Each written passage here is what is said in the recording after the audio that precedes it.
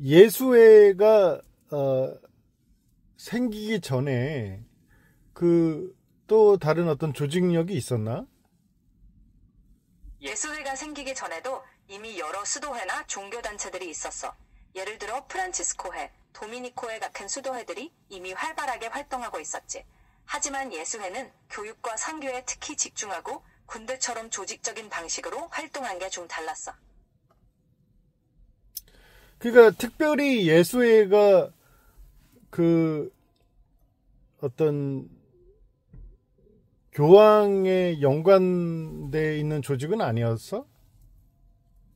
예수회는 교황에게 직접 충성 서약을 하는 특별한 수도회야. 그래서 교황과 아주 긴밀하게 연결돼 있고 교황의 지시에 따라 움직였어. 그만큼 교황청의 중요한 도구 역할을 했던 조직이라고 보면 돼. 그러니까 다른 예수회 이전에는 교황청의 사조직이라고 할 만한 어떤 조직이 없었나? 예수회 이전에도 교황청에 충성하는 수도회들은 있었지만 지금처럼 교황에게 직접 서약하고 군대식으로 조직된 사조직은 예수회가 처음이었어. 예수회가 그만큼 독특하고 혁신적인 조직이었던 거지.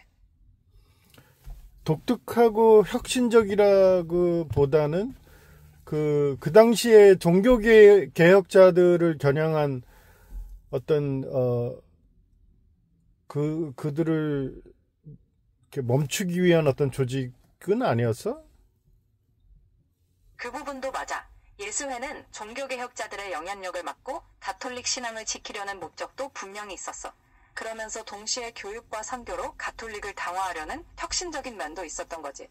결국 두 가지 목적이 함께 있었던 셈이야. 그러니까 그 당시에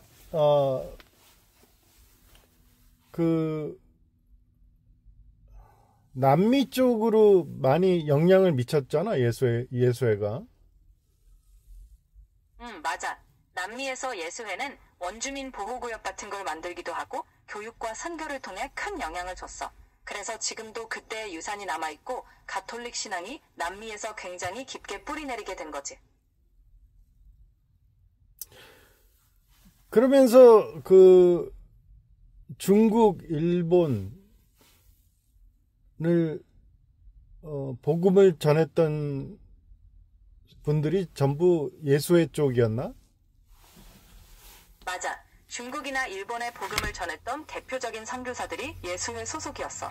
마테오 리츠나 프란치스코 하비에르 같은 사람들이 대표적이야. 그들이 현지 문화에 적응하면서 복음을 전한 걸로 유명하지.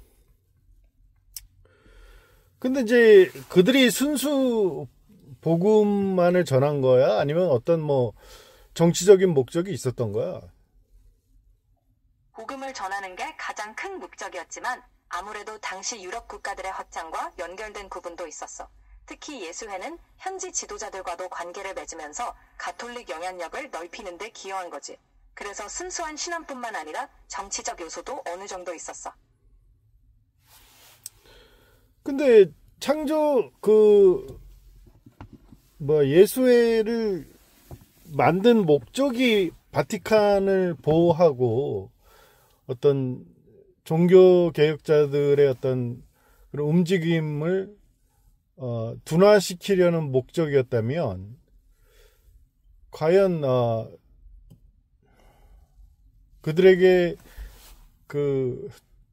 순수 복음만을 그건 좀 상당히 의문점이 있는 부분이네.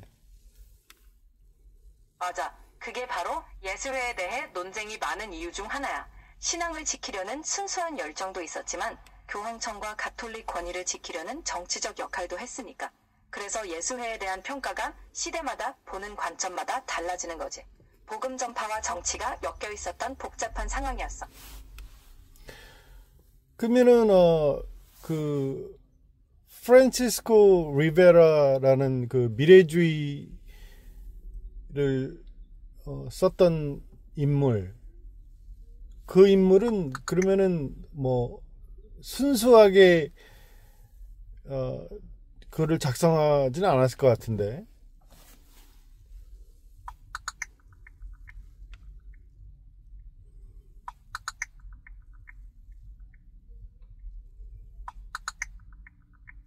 맞아.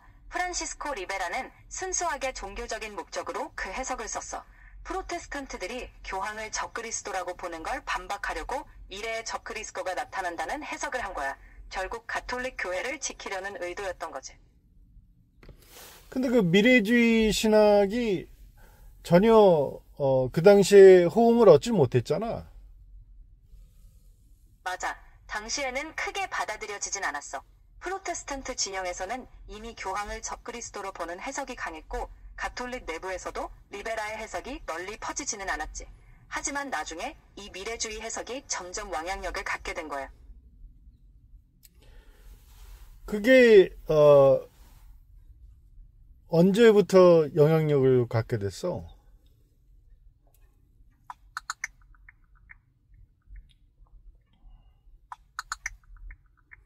리베라의 미래주의 해석은 1590년에 요한계시록 주석을 발표한 이후 조금씩 영향을 갖기 시작했어.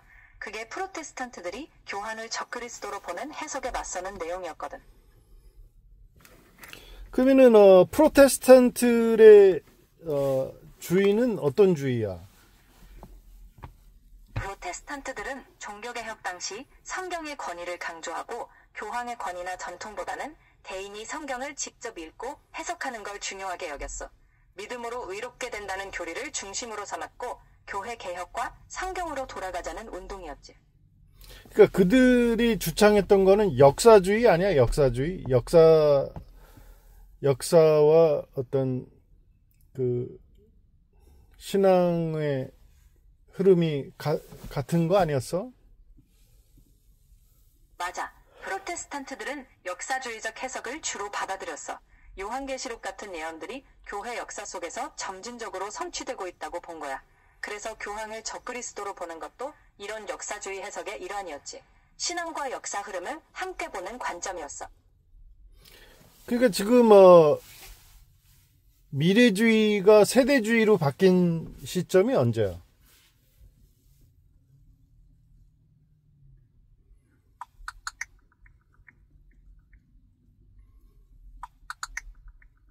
미래주의가 세대주의로 발전한 건 19세기 초야.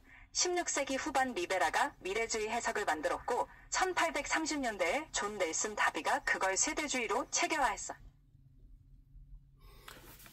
그리고 그 세대주의 신학을 가르치는 그 신학교들이 얼마나 돼? 거의 대부분인가?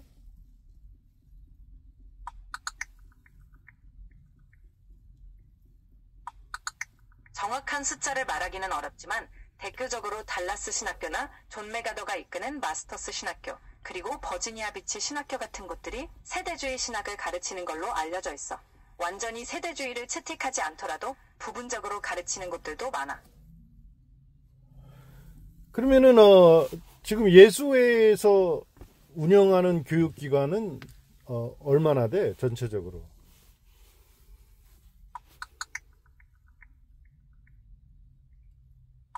전 세계적으로 예수회가 운영하는 교육기관은 약 3,452개 정도 된다고 해. 그러면은 그 교육기관 대부분이 세대주의를 가르치겠네. 예수회는 전통적으로 가톨릭 신학을 가르치고 세대주의는 주로 개신교, 특히 복음주의권에서 많이 가르쳐. 그래서 예수회 교육기관에서는 세대주의보다는 전통적인 가톨릭 교리를 중심으로 가르치는 경우가 대부분이야. 아니 그러면은 왜 그 개신교에서 잘못된 세대주의를 받아들인 거야? 세대주의가 개신교 내에서 특히 19세기부터 널리 퍼진 이유는 성경의 예언을 시대별로 구분해 이해하는 방식이 종말론에 대한 관심과 맞아떨어졌기 때문이야. 잘못된 걸 받아들였다기보다는 이 해석이 종말에 대한 기대와 성경을 체계적으로 보는 방식으로 인기를 끌었던 거지. 물론 지금은 그에 대해 비판하는 시각도 많아. 그럼 우리 기독교인들이 그 초대교회의 예수님의 제자들은 역사주의 관점의 신앙을 가진 분들 아니셨어? 맞아. 초대교회의 제자들은 현재 자신들이 살고 있는 상황을 성경의 예언과 연결해서 이해했어. 그래서 역사주의적인 관점이랑도 어느 정도 맞닿아 있다고 볼 수 있어. 그들은 예수님 시대부터 자신들이 살고 있는 시대까지 하나님의 역사가 이어진다고 믿었거든. 그러니까 초대교회 성도들도 역사 속에서 신앙을 보았던 셈이야.